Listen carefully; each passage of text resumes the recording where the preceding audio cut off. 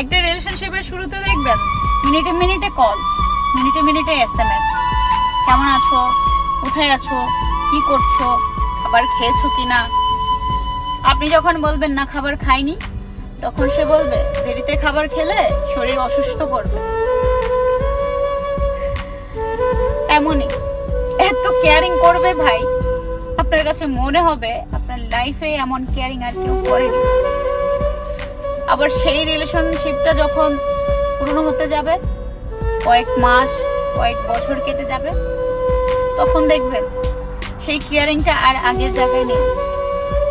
আপনি তাকে যখন ফোন বা SMS করবেন, বলবে পরে কথা বলছি, SMS এর রিপ্লাইটা আর সাথে সাথে আসতেছে না, বলবে ব্যস্ত ছিলাম, একটা কাজ ছিল, অনেক বিজি ছিলাম।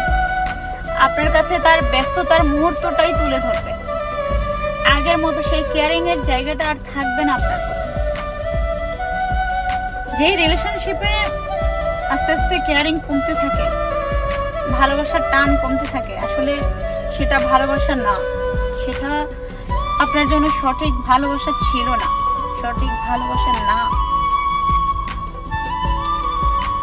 ভালোবাসা হওয়া উচিত এমন, যার সাথে আপনার পুরো লাইফ কেটে গেল, তার প্রতি আপনার কেয়ারিং, টান, ভালোবাসার আবেগ, ভালোবাসা কোনোটাই কমতি থাকবে না।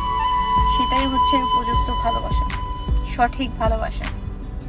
আজকের দিনের ভালোবাসা টিভি সিরিয়ালের মতো, মিনিটে মিনিটে চেঞ্জ হয়ে যায়। ভালোবাসা যদি বাঁচতেই হয়, ভালোবাসার মতো করে